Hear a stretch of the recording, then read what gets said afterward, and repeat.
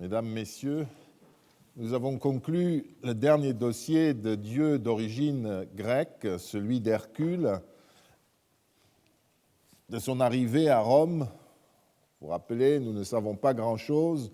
On a longtemps rêvé de l'arrivée au Forum Boarium de Phéniciens pour y installer un emporium, mais aujourd'hui, on reste un peu sceptique devant cette surévaluation de mythes romains, alors que nous manquons toujours du moindre témoignage archéologique. Un peu plus réaliste paraît l'arrivée progressive du dieu, enfin l'hypothèse de l'arrivée progressive du dieu jusqu'à Rome le long des routes de transhumance à partir de la Grande Grèce.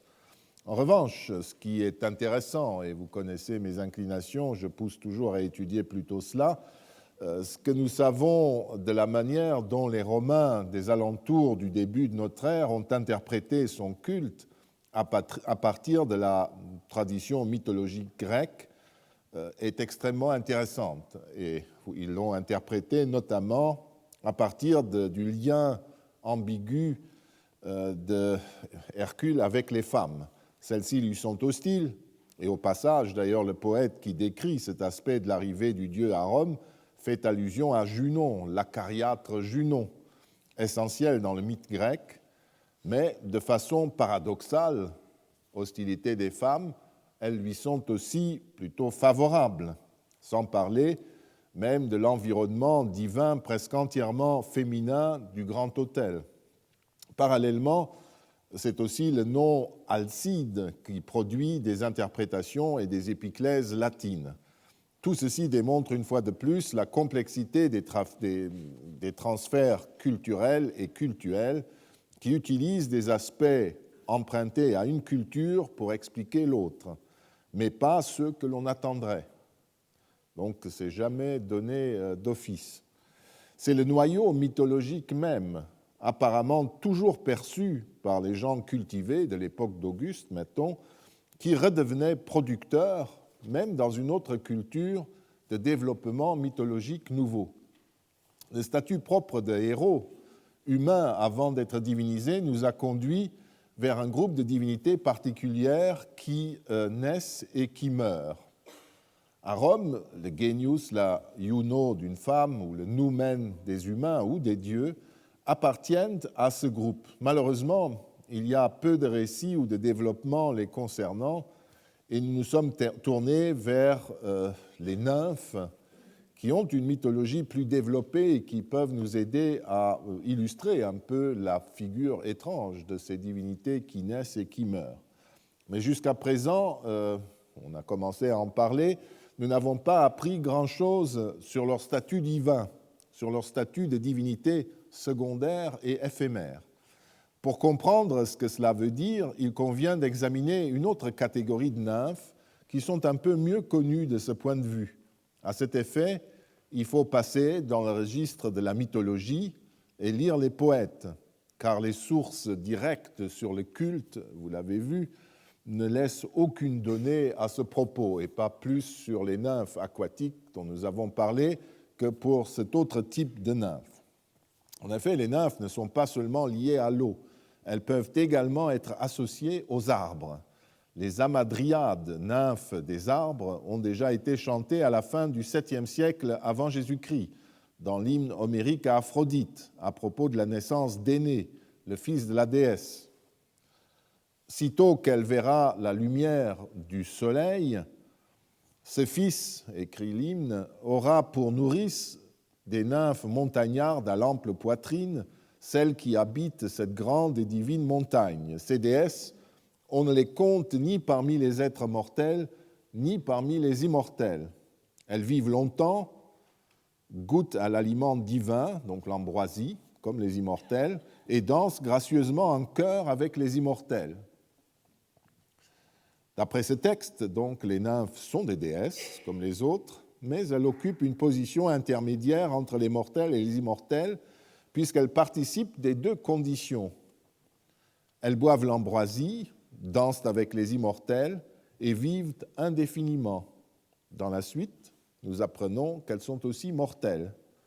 Le poème continue, ou l'hymne continue, en évoquant les bois sacrés des immortels qui grandissent. Puis nous lisons « Jamais les mortels ne les abattent avec le fer », puisqu'ils sont propriété d'une divinité. Mais quand arrive l'heure fatale de la mort, on les voit d'abord sécher sur le sol, ces beaux arbres, l'écorce dépérit tout autour du tronc et les branches tombent. Alors en même temps, l'âme des nymphes abandonne la lumière du soleil. Donc elle meurt. 4 siècles plus tard, le poète Callimaque décrit le même phénomène ainsi dans son hymne à Délos. Ébranlée du coup, la nymphe locale, Méliée, quitta le cœur de ses compagnes et la pâleur envahit ses joues. Quand elle vit trembler les arbres, chevelure de l'hélicon, angoissée par le chêne dont les jours sont les siens. Muse, ô mes déesses, dites-le-moi, est-ce véridique que les chênes soient nés au même jour que leurs nymphes? Vous voyez, c'est exactement cela. Il est dit très clairement dans ce texte que la vie de la nymphe Méliée est liée à son arbre, mais aussi qu'elle est différente de celui-ci, qu'elle n'est pas l'arbre comme on l'a cru très longtemps. Elle est angoissée par le chêne dont les jours sont les siens.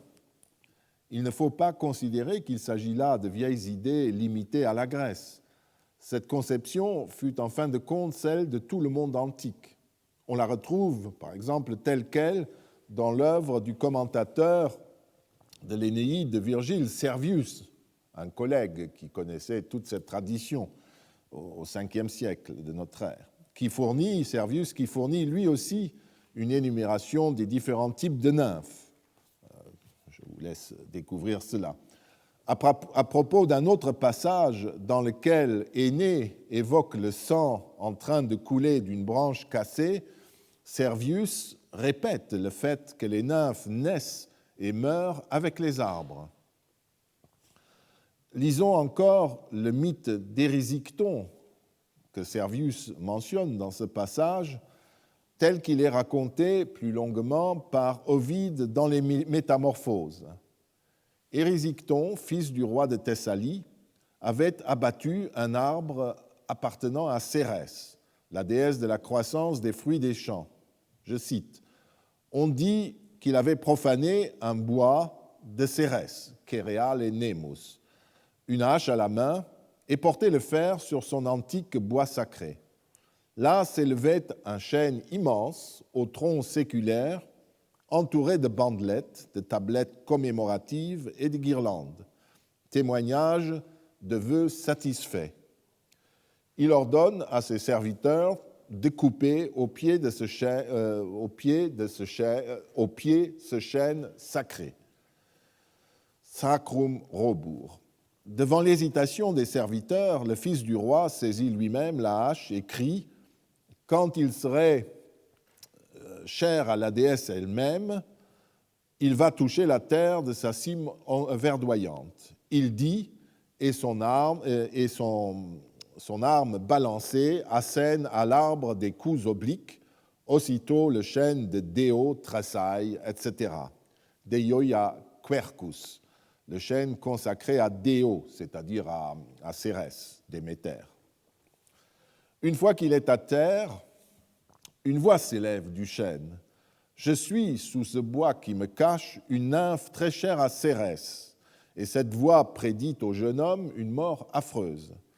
La suite nous apprend en effet que Cérès le punit effectivement en le frappant d'une faim si inextinguible qu'après avoir mangé tout ce qu'il pouvait trouver, il finit par se manger lui-même.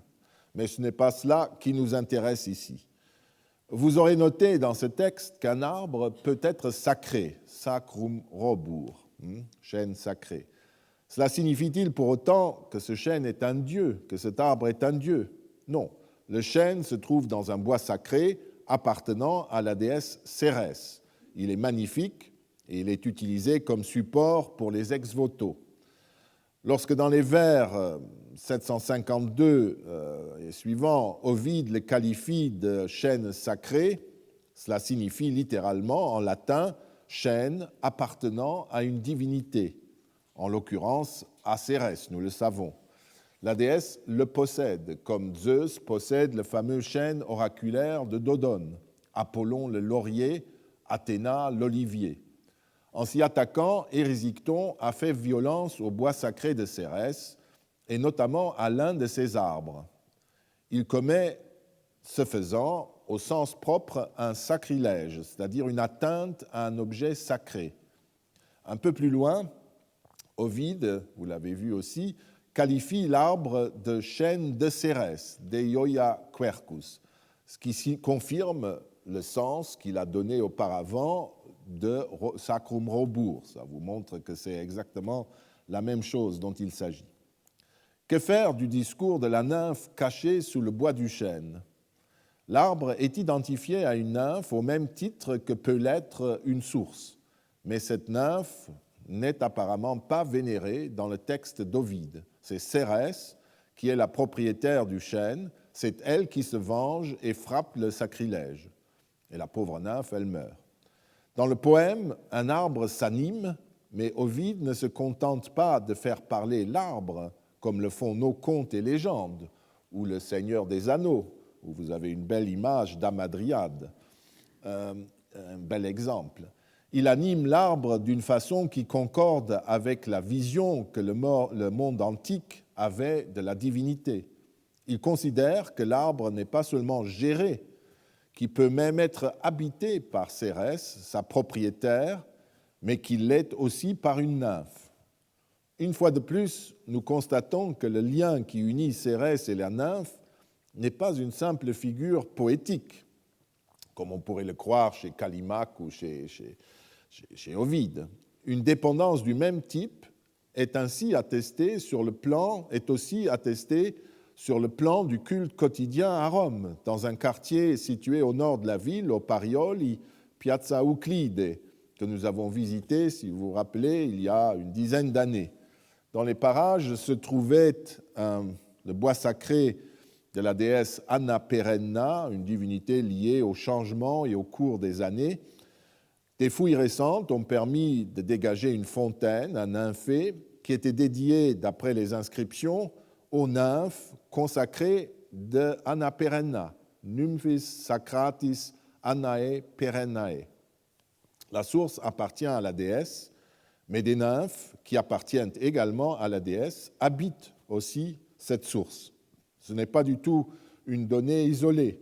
On retrouve la même dépendance dans une dédicace de Sabine, qui mentionne les nymphes de Diane du bon retour, Lymphis Dianae reducis.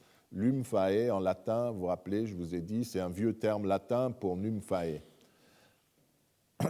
On a aussi, pour aller à l'autre extrême, à Stockstadt, en Germanie supérieure, une inscription qui honore les nymphes d'Apollon, les nymphes apollinaires, ou celle de Léon, en Espagne tarraconaise, qui concerne une inscription qui concerne plus modestement les nymphes d'un fons, d'une source, dont le nom est peut-être Amoinus, la fontaine agréable, mais c'est mutilé. En tout cas, c'est aux nymphes de la fontaine une telle.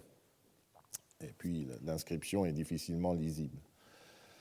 Je citerai en dernier lieu une plaque de plomb qui relève de ce qu'on appelle généralement les tablettes de défiction et qui a été découverte à Arezzo, en Italie, dans la fontaine de Poggio Bagnoli.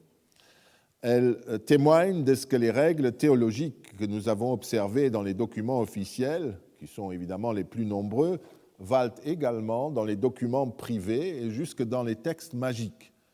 Ce document porte sur les deux faces le texte suivant. Quintus Latinius, ces textes sont très, très intéressants pour les linguistes puisqu'ils nous donnent l'état phonétique de la langue à un moment donné, puisque ça vient en général d'un milieu culturel moyen. Ce n'est pas forcément des gens les plus brillants qui ont écrit cela. Quintus Latinius Lupus, qui est également appelé Caucadius, qui est le fils de Sallustia Veneriosa, moi je le confie, le voue et le sacrifie à votre pouvoir, pour que vous, eau bouillante, ou vous, nymphe, ou quel que soit le nom par lequel vous désirez être appelé, le fassiez périr, le tuiez d'ici un an. Vous noterez dans ce texte, qui respire l'amour du prochain, les rites sont tous précédés du préfixe de woweo, des mito, ou je ne sais pas, des choses, de mando, de woweo, de sacrifico, qui signifie ce préfixe de en mauvaise part, vers le bas, ce qui a pour résultat d'inverser la portée du rite.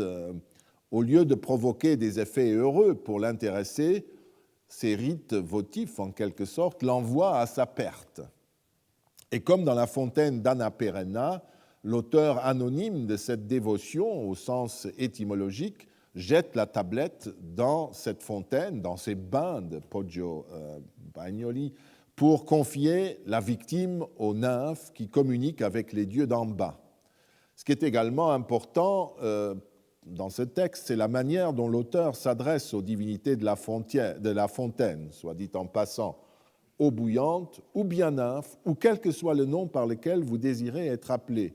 C'est là une formule que l'on trouve dans les textes les plus officiels, et cela dès l'époque républicaine, ce qui, comme je l'ai dit, démontre une fois de plus que les conduites rituelles et la pensée théologique ancestrale sont partout identiques, qu'il s'agisse des grandes messes de la République célébrées par les consuls avec les pontifes et les flamines, ou la modeste défiction d'un rival ou d'un traître.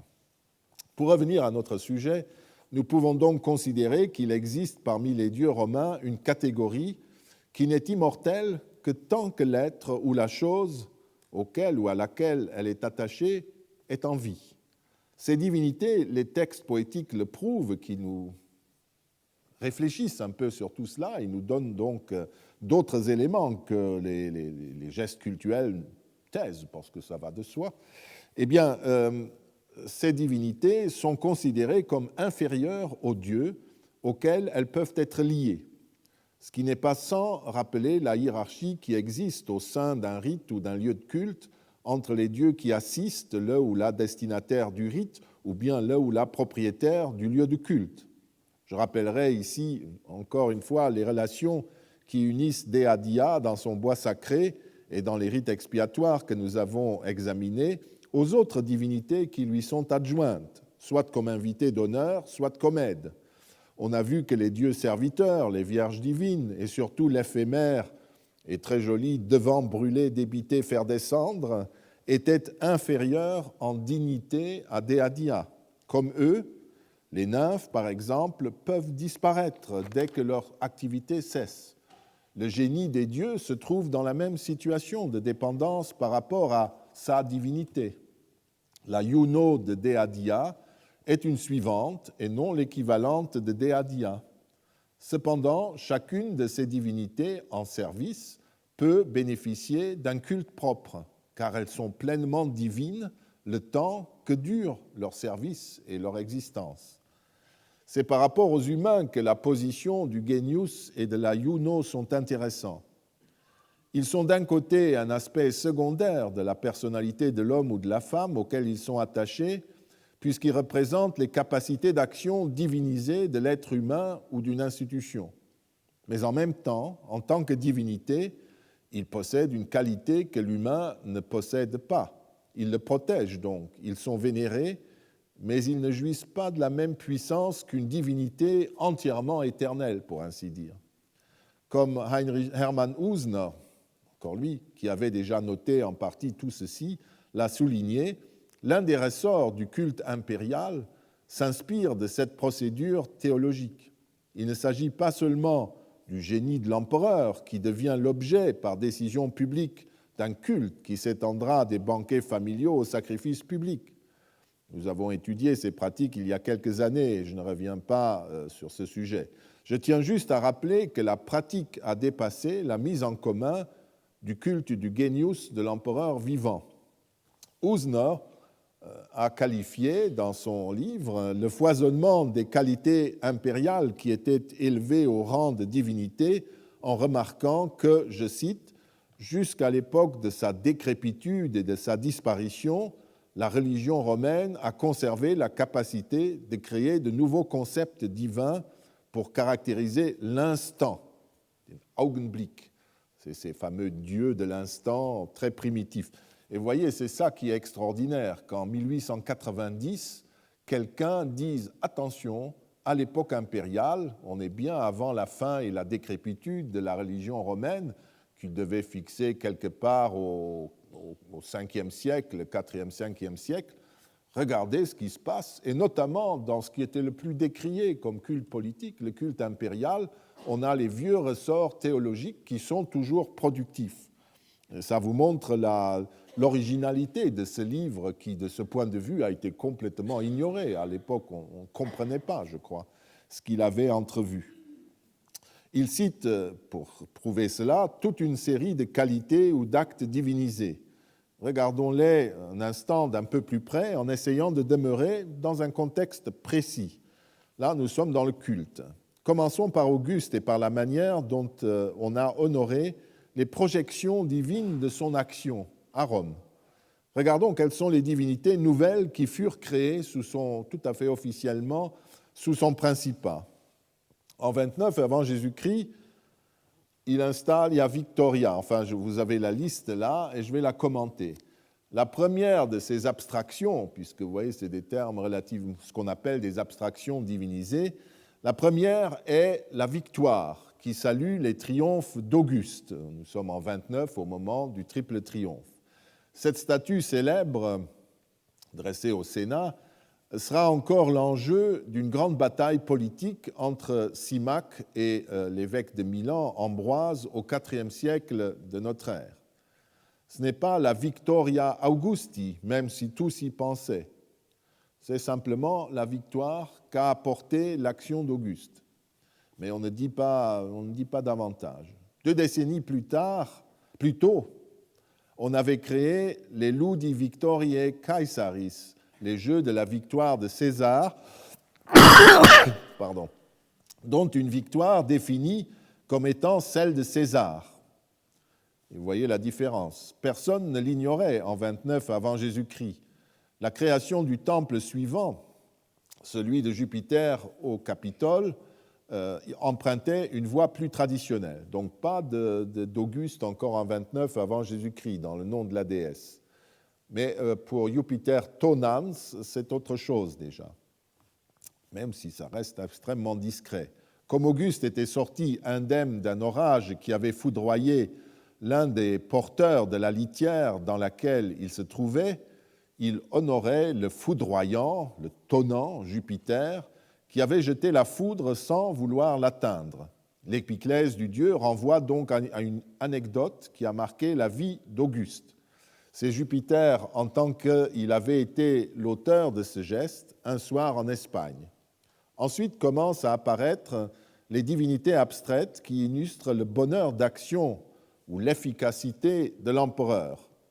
Fortuna Redux, c'est la chance de son retour, chance politique, puisqu'il y avait des troubles à Rome, de son retour en 19 avant Jésus-Christ.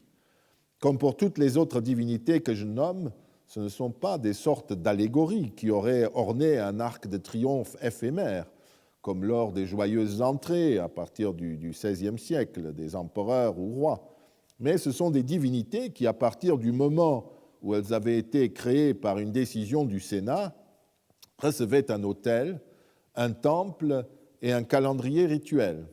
Ainsi, le jour de la fondation de l'autel de la fortune du retour, le 12 octobre, était appelé feriae, c'est-à-dire jour de grande fête, avec des sacrifices accomplis par les magistrats, les prêtres et les vierges vestales. Pour ce qui nous intéresse, le 12 octobre fut appelé comme donc cette fête en l'honneur de Fortuna Redux, fut appelé, comme Auguste le rappelle dans ses hauts faits, les res gestae, ex cognomine nostro, à partir de notre surnom, c'est-à-dire Augustalia, c'est le nom qu'on leur donnera. Même si la décision ne prit complètement effet qu'après la disparition d'Auguste, elle révèle une démarche intéressante. Le jour devait prendre le nom de fête d'Auguste, Augustalia, mais le sacrifice était, dans un premier temps, adressé à Fortuna Redux. À partir de 14 après Jésus-Christ, quand la fête reçut des jeux réguliers chaque année, le nom du divin Auguste fut ajouté aux premiers destinataires de la fête, Fortuna Redux, qui traduisait déjà un événement de sa vie. De la même manière, en 13 avant Jésus-Christ, lorsqu'après la conclusion des guerres et des affaires d'Espagne, de Gaule et de Germanie, Auguste revint à Rome, le Sénat et le peuple commémorèrent l'événement par la dédicace de l'autel de la Pax Augusta, la paix auguste, dont l'anniversaire de la fondation et celui de la dédicace, qui a eu lieu 3 ans plus tard, était désormais célébré par des sacrifices accomplis par les magistrats, les prêtres et les vierges vestales. Suit la dédicace d'une série d'autels à Concorde, Salus Publica et Pax, en 11 avant Jésus-Christ.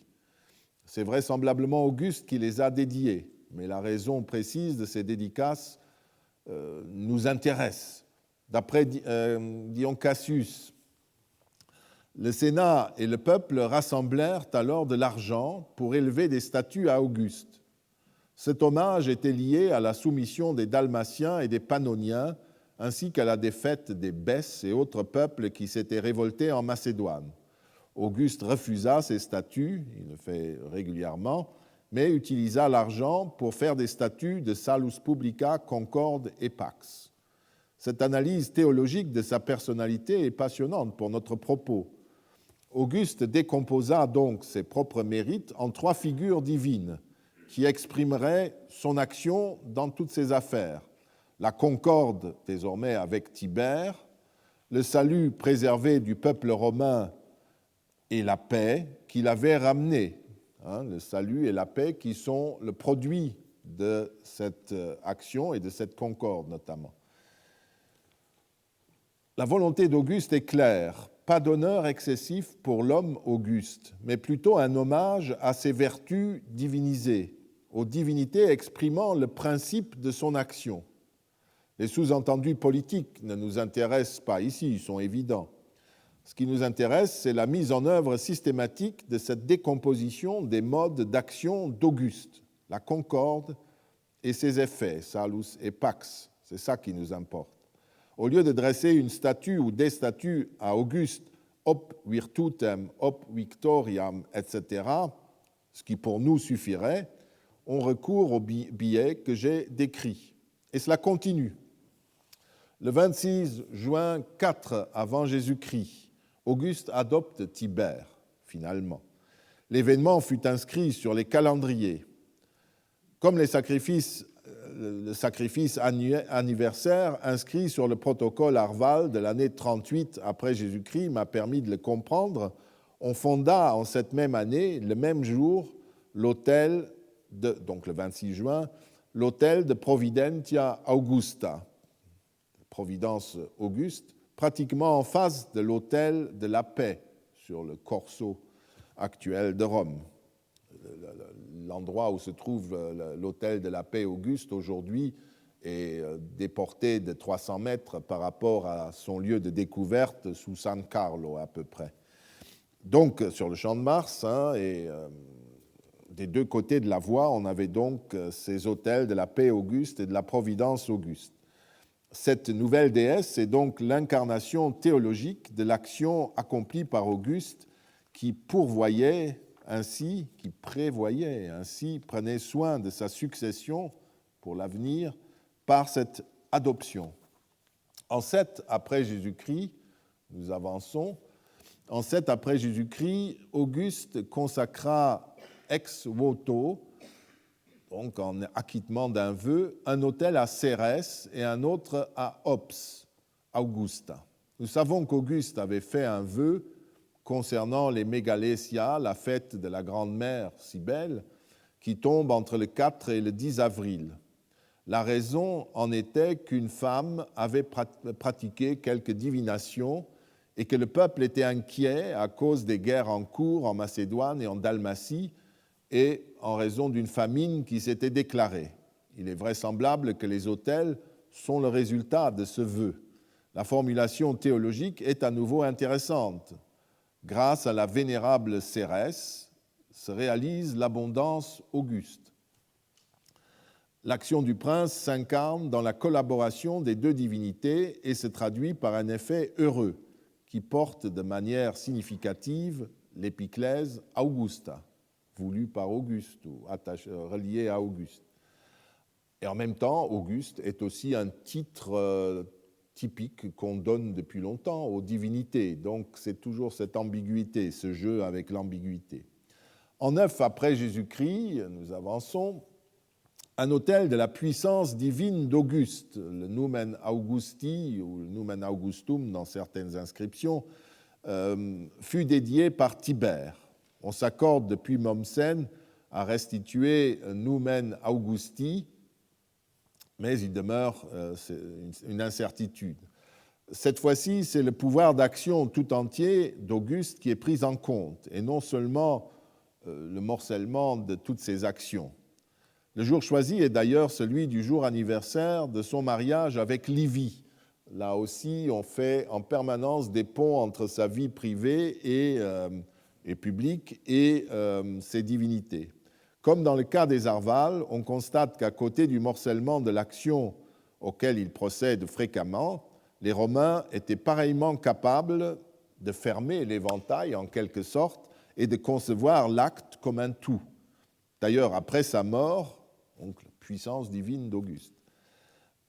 D'ailleurs, après sa mort, le même Tibère dédie le même jour, le 17 janvier, un autel au divin Auguste.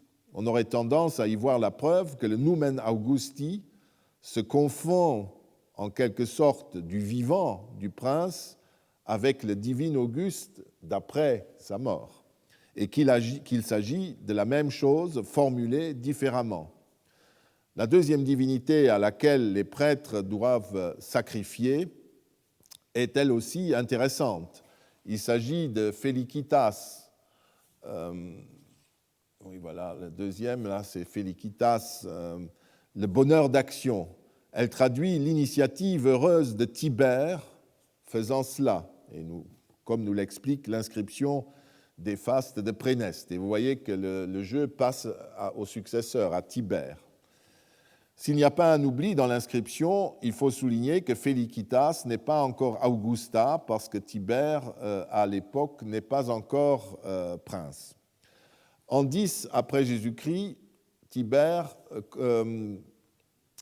consacre le temple restauré de Concordia Augusta le 16 janvier, le jour même auquel l'empereur César a été appelé Augustus, Auguste, en 27 avant Jésus-Christ. Encore la concorde, je n'ai pas besoin de commenter, et la statue de la Justitia Augusti, la justice Auguste, élevée en 13 après Jésus-Christ, le 8 janvier, se réfère, comme Ovide paraît le rappeler, à l'une des vertus canoniques d'Auguste qui vient tempérer sa force, sa virtus. Justitia figurait sur le célèbre bouclier de la vaillance d'Auguste que lui accorda le Sénat en 27 avant Jésus-Christ. Nous ne savons malheureusement pas si les autres qualités mentionnées sur le Clipeus Virtutis ont été elles aussi honorées par des autels et des sacrifices réguliers sous Auguste.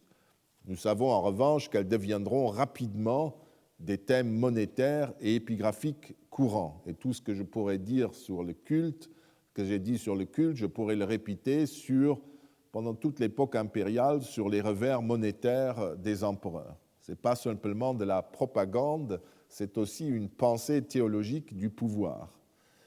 Voilà donc comment Auguste et ses contemporains font représenter son pouvoir d'action, en décomposant et en célébrant les multiples aspects qui le composent, en autant de divinités spécialisées du même type que celles que nous avons déjà étudiées.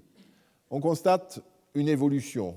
Tant qu'Auguste ne disposait pas de la totalité du pouvoir, les calendriers enregistraient simplement les jours où il avait réalisé un haut fait particulier, ainsi qu'on l'avait déjà fait sous César.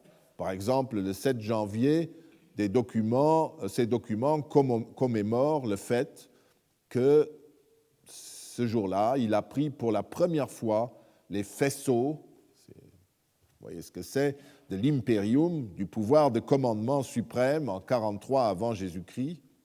Ou alors, il rappelle que le 11 janvier 29 avant Jésus-Christ, il a fermé le Janus, cet arc-temple, nous ne connaissons pas très bien, pour signifier que toutes les guerres sont terminées, et ainsi de suite.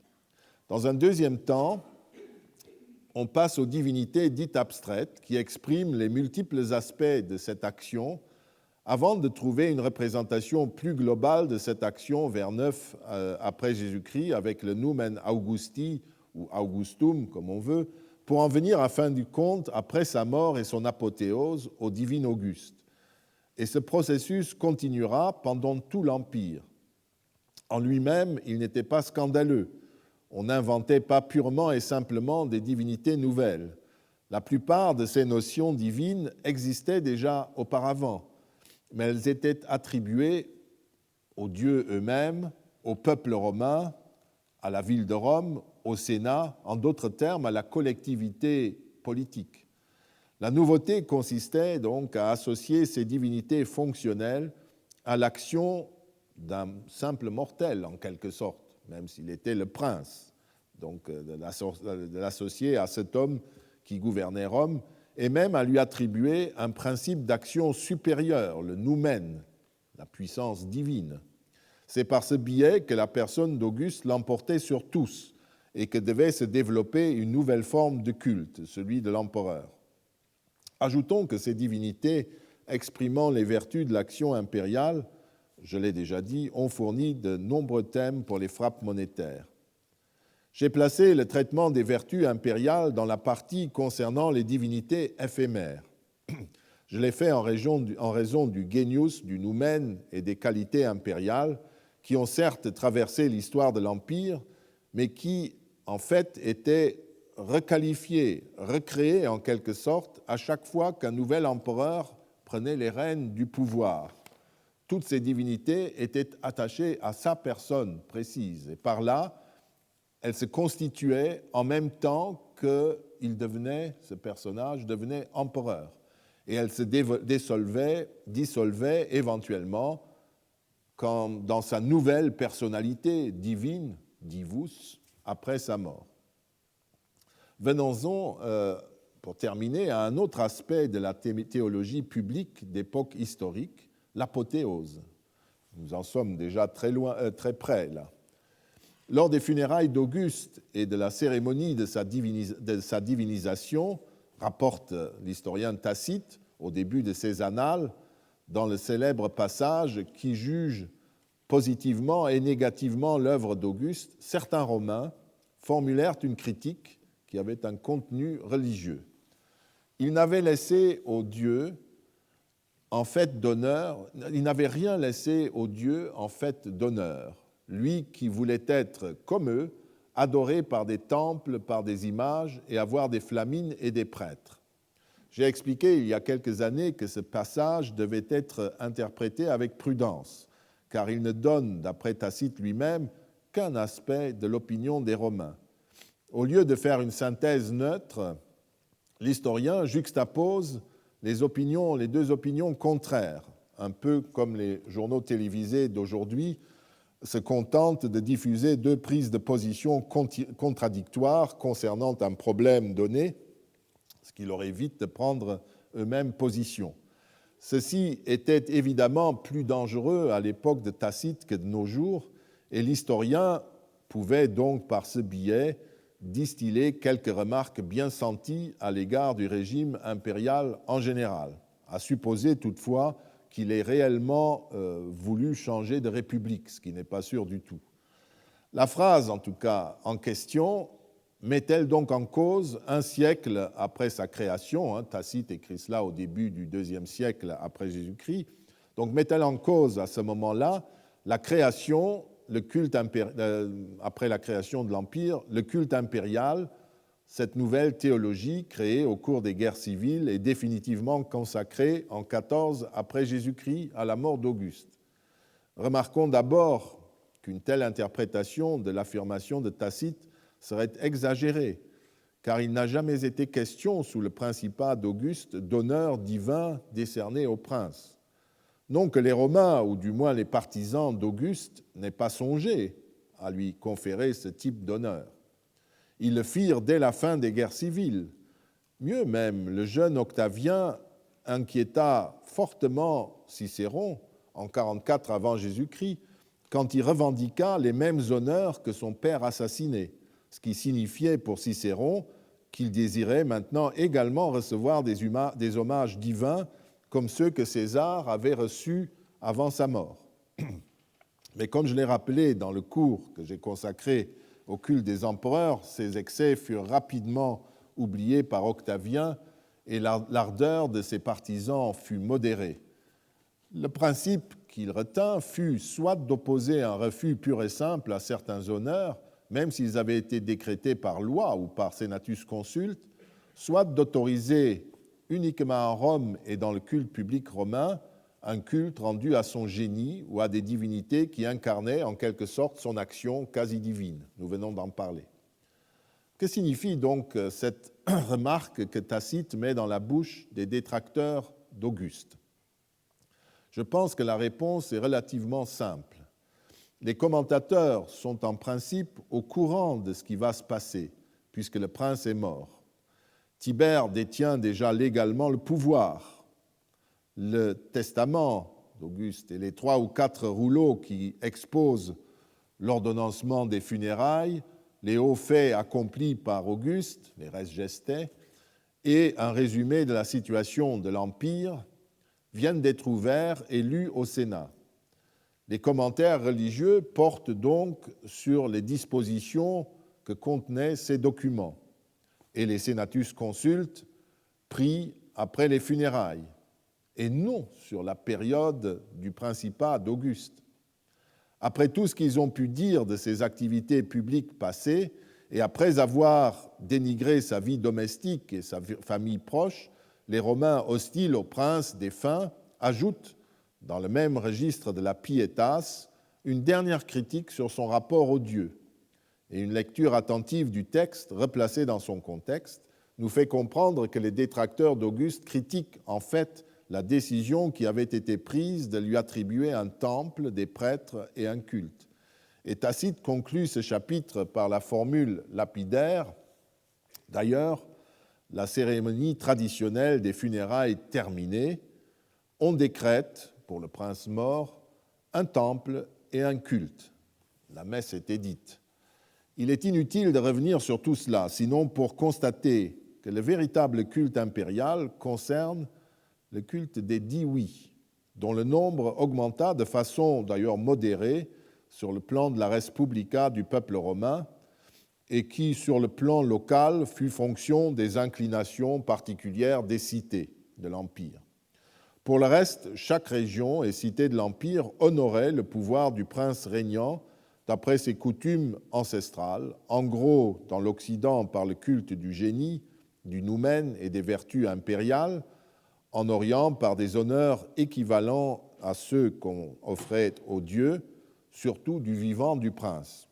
Et suivant l'époque, à Rome même, il y eut des fluctuations à l'intérieur des rites publics concernant l'empereur. La seule chose que je trouve intéressante et que j'ai également signalée il y a quelques années, c'est que les diwi et les diwae constituaient une sorte de famille de divinisés, une domus divina, et que le prince et sa famille faisaient en quelque sorte partie de cette famille dont les ancêtres directs étaient immortels. Et si j'ai raison dans mon analyse de la hiérarchie des sacrifices tels qu'ils se déroulaient devant le tétrastyle des frères Arval, c'est le genius de l'empereur régnant qui joue le rôle de père de famille dans la maison impériale, dans la maison divine, comme disent les Romains, dès Tibère. Cette position originale aura forcément au cours de l'histoire de l'Empire des conséquences pour l'empereur et sa famille, comme on peut le voir par exemple dans l'utilisation courante de l'épithète sacré pour désigner tout ce qui touchait cette famille. Sacré au sens romain, bien entendu, pas au sens de Rudolf Otto et des christianismes. Les lettres sacrées, les institutions sacrées, les administrations sacrées étaient celles qui appartenaient à celui qui faisait partie de cette famille particulière qui comprenait des dieux, même si lui-même ne l'était pas encore. J'ai également évoqué plus haut le fait que les empereurs étaient consacrés après leurs funérailles. Le scénario est pour l'essentiel en place dès la mort d'Auguste. le Sénat prenait un senatus consulte préalable qui approuvait les rites funéraires programmés et prescrivait d'autres honneurs funéraires pour le défunt. Après la période du deuil et les funérailles, un deuxième senatus consulte, je dis deux, mais il y a pu y en avoir plusieurs, formalisait le culte, éventuellement en instaurant la constitution d'un groupe de prêtres affectés au nouveau divus et un flamine, par exemple, une sodalité et un flamine, et aussi la construction d'un temple. Quant aux doubles funérailles dont nous avons également parlé il y a quelques années, les témoignages explicites actuellement disponibles prouvent que les empereurs défunts dans une province furent les seuls à faire l'objet de cette cérémonie pour des raisons évidentes. Plus exactement, les funérailles et la consecratio de l'empereur s'adaptaient au contexte, car il n'existait aucun cérémonial fixe et immuable, à l'exception de 3 éléments. 1. Le ou les senatus consultes émis lors du décès du prince et qui instituait le deuil public, définissait le cérémonial funéraire et les autres honneurs dont bénéficierait le défunt lors des funérailles et autorisait par la suite l'attribution du titre de divus, c'est-à-dire l'apothéose. En deuxième lieu, il y avait le deuil et les funérailles, et puis après cette parenthèse rituelle, il y avait d'autres senatus consultes qui instituaient le culte et prenaient les autres décisions relatives à celui-ci, tandis que le prince vivant fondait officiellement le culte du nouveau divus. L'emploi du terme consacré, consecrare, implique, comme Wilhelm Kierdorf l'a fait remarquer déjà il y a un certain temps, que l'activité implique, donc ces 3 termes impliquent l'activité ou bien d'un magistrat qui possède l'imperium ou de l'empereur qui a aussi cet imperium. En quoi cet acte pouvait-il consister? Que les funérailles elles-mêmes et les décisions sur le culte aient été appelées de façon globale consecratio est tout à fait possible. C'est ce qu'on peut, par exemple, déduire des revers de monnaie représentant le bûcher impérial et comportant la légende de consecratio, ou bien ce protocole des Arvals datant du 23 décembre 119 et parlant d'encens envoyé par les Arvals pour la consecratio de Matidi, la seule belle-mère divinisée par son beau-fils. Mais le terme lui-même reste difficile à comprendre. Appliqué à un humain, il est connu au sens de remettre un individu à une divinité pour qu'elle en dispose comme elle veut, en le punissant ou en le tuant. Mais le terme est nouveau en ce qui concerne l'élévation parmi les immortels. Quelque chose nous échappe dans cet élément de langage. On peut imaginer que l'empereur défunt était rituellement remis aux dieux immortels pour qu'ils l'élèvent au ciel, ainsi qu'ils l'ont par exemple fait pour Hercule, ou comme s'il s'apprête d'ailleurs à le faire au décès, comme il s'apprête d'ailleurs à le faire au décès de l'empereur Claude dans la métamorphose en citrouille du divin Claude, attribuée à Sénèque, et que je vous invite à lire, c'est très drôle. Donc il y a un débat au ciel, justement, Claude est en train d'être enterré, et il se présente au ciel, il dit maintenant je veux être admis dans l'Olympe, et alors les dieux discutent et se moquent de lui, etc. Vous pouvez, c'est un violent pamphlet politique évidemment, mais très très intéressant pour ce qui est du culte impérial. Donc un tel scénario que les dieux élèvent quelqu'un au ciel serait en accord avec la pratique de la consecratio, mais nous ne disposons d'aucun indice susceptible de corroborer cette interprétation. Il faudrait revoir les textes, en tout cas, moi je n'en ai pas trouvé. En aucun cas, toutefois, consecratio ne pouvait être appliquée à une cérémonie de funérailles. Car s'il existe un point de référence ferme et assuré dans toute cette cérémonie, ce sont les conceptions et règles religieuses en vigueur à Rome. Or, les funérailles sont toujours conçues à Rome comme le contraire de ce monde-ci, et surtout du monde d'en haut. les temples des dieux sont fermés lors de la fête des morts ou lors du deuil public. Et les images des empereurs divinisés eux-mêmes ne peuvent pas participer aux processions funéraires, même de leurs fils. Une fois devenu dioui, le monde des morts leur est interdit. D'autre part, les calendriers prouvent qu'on célèbre l'anniversaire de la divinisation d'un prince défunt, mais qu'il n'existe aucune commémoration religieuse de l'anniversaire de sa mort. Il n'est plus mort quand il est divinisé. On pourra donc considérer que le divus ne pouvait en aucune manière être mis en rapport avec la mort. Donc il fallait attendre pour tout cela. Au contraire, les princes défunts, les jeunes princes défunts, les Césars comme on dit, mais non divinisés comme les deux fils d'Auguste ou Germanicus, peuvent bénéficier de parentationes, d'offrandes funéraires, le jour anniversaire de leur mort. Là, c'est possible, mais ils n'ont pas été divinisés, justement. Tous les témoignages qui décrivent les funérailles et les divinisations d'empereurs attestent que l'incinération était accompagnée d'un deuil public et qu'elle se plaçait dans le contexte d'un deuil. Or, comment imaginer, après ce qu'on vient de dire, qu'une consecratio et une apothéose aient pu avoir lieu en plein milieu des funérailles? La conception chrétienne de la mort autorise une telle confusion. Et c'est normal, puisque c'est conforme. Mais dans la religion romaine ancestrale, elle était exclue. La consécration proprement dite avait forcément lieu après la fin officielle des funérailles et du deuil. Ça, c'est le seul élément que je crois certain. Les empereurs, il y a un deuxième point, n'étaient pas les seuls à qui le terme s'appliquait. Nous le trouvons déjà, par exemple, chez Cicéron. Parlant de l'élévation au ciel de certains hommes éminents, Cicéron mentionne parmi d'autres Libère et rappelle la création de la triade de l'Aventin dont nous avons parlé. Et il utilise le terme consecrare pour décrire la constitution de la triade. Liberum cum cerere et libera consecraverunt. Et il utilise donc ce terme. Dans le traité des lois, il emploie ce même terme dans le contexte de la divinisation des vertus. Mens pietas virtus fides consecrantur humana. Et donc, les qualités humaines, raison, piété, vaillance, bonne foi, sont divinisées en quelque sorte. Et il emploie le terme consecrare encore.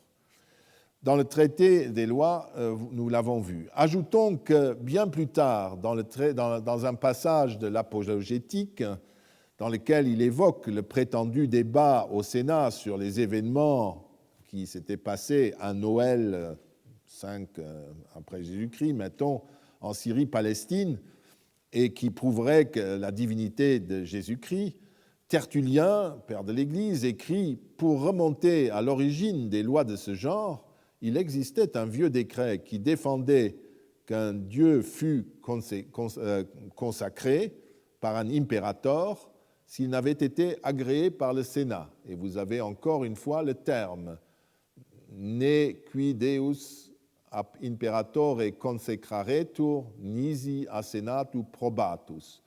Le même terme, consecrari, être consacré Dieu. Et comme toujours, pour une consecratio, c'est un impérator qui seul peut le faire, donc quelqu'un qui possède l'imperium, après consultation et approbation du Sénat. L'usage s'est donc maintenu, c'est donc un usage plus ancien que nous retrouvons à l'époque impériale, et il faut partir de là, d'autant plus que c'était le terme officiel de l'apothéose publique.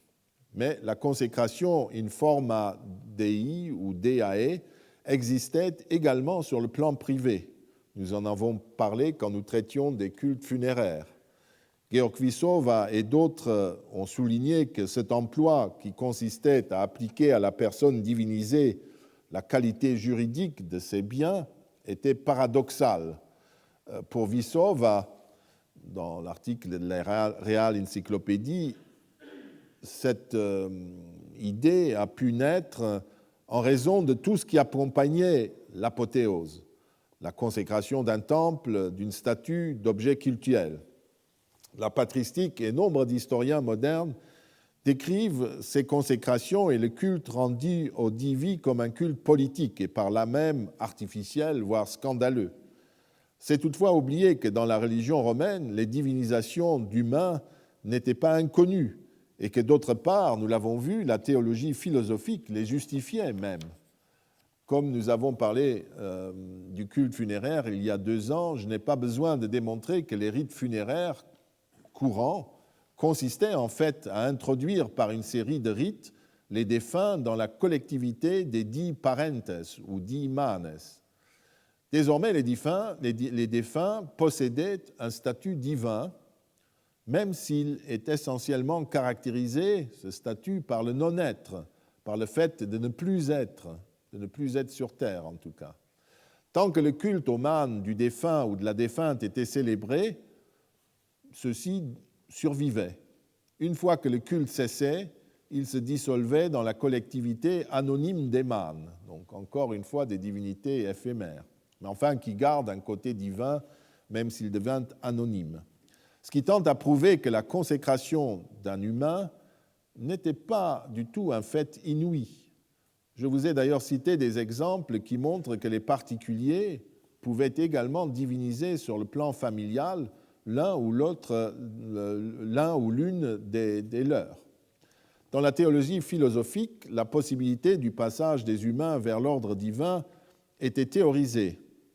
Au moment où, plus tôt dans ce cours, je résumais la théorie des 3 genres de discours théologiques, je vous ai dit qu'à la fin du IIe siècle avant Jésus-Christ, d'après Augustin, le grand pontife Mucius Scaevola ne désirait pas que ce genre de théologie soit connu du vulgaire, car elle proclamait Hercule, Esculape, Castor, Pollux n'étaient pas des dieux, mais avaient été des hommes qui avaient quitté par la mort la condition de l'humanité.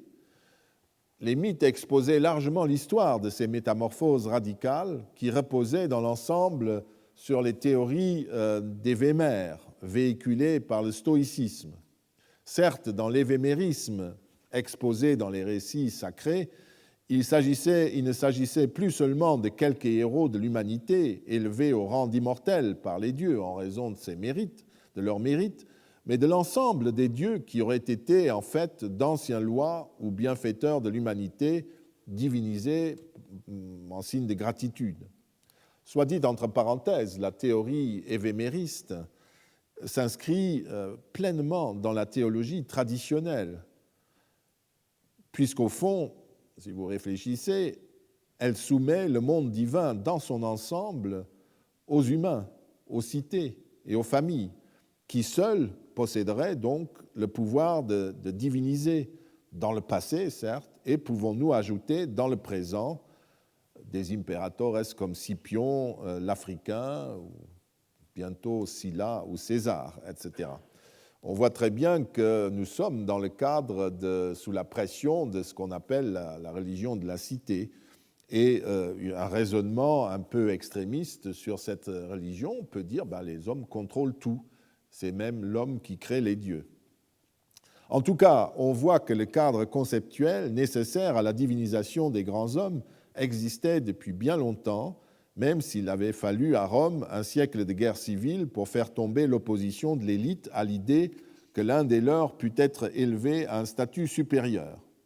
Et si nous voulons être entièrement fidèles à la théorie évémériste, nous pouvons relever une concordance précise entre cette tradition et la réalité. Chez Évémère, la divinisation était due aux actions surhumaines que les anciens rois et bienfaiteurs avaient accomplies. Or, si vous vous rappelez ce que j'ai dit sur la divinisation des modes d'action de l'empereur et de leurs effets à l'instant, vous pouvez constater une sorte d'équivalence implicite entre le culte du noumen d'Auguste fondé par Tibère le 17 janvier et celui du Divus Augustus créé le même jour par ce même Tibère quelques années plus tard, après l'apothéose du prince, comme si la puissance d'action divine du prince vivant justifiait en quelque sorte sa nouvelle divinité, ou du moins la remplaçait après sa mort. les vertus abstraites de l'empereur représentaient de son vivant ce qui motivait à sa mort sa divinisation. Ou son contraire, car on peut constater aussi que dans les biographies des empereurs détestés et damnés de mémoire, comme on disait à Rome, Néron, Domitien par exemple, eh bien ces qualités éminentes qui sont dans le dossier de la divinisation sont systématiquement remplacées, après la chute du tyran, par leurs exacts contraires qui motivent non pas la divinisation, mais la damnation des tyrans. En parcourant les différents registres de la théologie des Romains, je n'ai évidemment pas pu toucher tous les aspects du sujet. J'ai brièvement évoqué, à la suite de Varron et d'Augustin, les deux premiers genres théologiques, le genre mythologique et le genre philosophique, brièvement parce que ce sont ceux qui sont les mieux connus des amateurs de l'Antiquité. Je me suis avant tout attaché aux risques que ces genres comportent pour les savants d'aujourd'hui. D'un côté, les mythes doivent être analysés conformément aux règles définies tout au long du XXe siècle, notamment de la deuxième moitié du XXe siècle. Pensez à Dumézil, Gernet, Vernant, Détienne et quelques autres. De l'autre, il ne faut pas imaginer que la théologie exposée par les philosophes ait remplacé, depuis Platon, la religion pratiquée. Ce sont toujours des spéculations sûres et en marge de la religion active. En tant que telles, elles sont importantes et souvent passionnantes, mais ce n'était pas une religion active jusqu'à l'Antiquité tardive, quand le monde change au cours du IVe siècle. C'est à ce moment que tout le monde et toute la société antique ont commencé à se transformer, et les néoplatoniciens de cette époque se comportent fréquemment comme les chrétiens. Ils se détournent de la même manière de la lettre des obligations rituelles de la religion ancestrale, de la même manière que les chrétiens abandonnaient peu à peu les obligations rituelles du judaïsme pour inventer une nouvelle forme de religion, faisant la synthèse du passé et de la révolution intellectuelle en cours. Je suis ensuite passé à l'analyse des pratiques théologiques telles que nous pouvons les extraire des pratiques rituelles quotidiennes des Romains. Nous avons vu que les rituels centraux, comme le sacrifice, énonçaient toute une théologie, de même que d'autres rituels, comme la divination, avant de décrire un des aspects les plus prégnants de la théologie civique romaine, les dieux spécialisés ou fonctionnels. Nous en avons donné des exemples en rendant justice à Hermann Usner, qui a attiré entre autres l'attention sur ces divinités. Il n'est pas le premier, mais il est l'un des premiers à les prendre vraiment au sérieux et à construire systématiquement, à partir de leurs figures, une sorte de généalogie divine. Avant lui, par exemple, Gaetano Marini, un préfet de la bibliothèque du Vatican et de ses archives, avait déjà compris de cette manière les divinités invoquées dans les rites expiatoires des frères Arval. Mais je ne voudrais pas vous donner l'impression que je veux voir partout des Sondergötter, des dieux fonctionnels, ou Kerti, dont le mode d'action est précisé par leur nom même. Il n'en est pas question. Les divinités comme Adolenda, Comolenda, Deferunda sont délicieuses et particulières, et elles ont leur rôle dans le culte et dans la théologie. Et par ailleurs, je n'ai nullement l'intention de vouloir construire une théologie évolutive, une généalogie des dieux romains, en quelque sorte, comme Usner l'avait un peu en tête quand même. Ce qui m'a intéressé, c'est le processus de la décomposition de l'action divine et humaine, vous l'avez vu pour Auguste, en plusieurs aspects. Je pense que c'est là un des ressorts majeurs du polythéisme romain. C'est ainsi que pense la théologie ancestrale. Non seulement pour réfléchir sur l'action d'une divinité, pour en saisir tous les aspects, mais aussi pour comprendre comment se font les associations. L'exemple de la triade capitoline nous a donné l'opportunité de regarder cela de plus près, et il me semble que la composition de cette triade, à partir de divinités qui existaient à Rome, en Étrurie méridionale et dans le Latium, s'est faite en réponse à une série de questions sur la complétude et l'efficacité de la souveraineté. Au Dieu souverain, mais dont l'action ne paraissait complète que si elle comprenait aussi son aspect féminin, s'est ajouté Junon, la déesse matronale.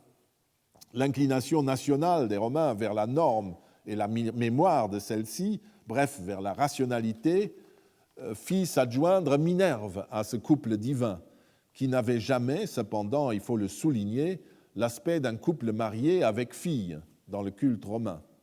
On peut s'en apercevoir dans le rituel des jeux séculaires, qui comprenait certes des honneurs à Jupiter et à Junon, entre autres, mais honneurs qui étaient mis en scène séparément, Jupiter recevant ses sacrifices le premier jour de la fête, comme il convient à sa place dans la triade, Junon le second. Par ailleurs, les matrones romaines célébraient pendant les 3 journées en l'honneur de Junon des célisternes, c'est-à-dire des banquets sacrificiels pendant lesquels un insigne de Junon était couché sur une chaire et banquetait avec les matrones. Minerve n'est pas nommée. En tout cas, ce n'est jamais le couple Jupiter-Junon qui est honoré au cours de cette fête. C'est uniquement Junon ou Jupiter. Il était aussi intéressant de voir comment des divinités venues d'ailleurs se sont agrégées au panthéon romain. J'ai donné l'exemple de Dionysos et de Libère, qui ne recouvrent pas du tout le même mode d'action.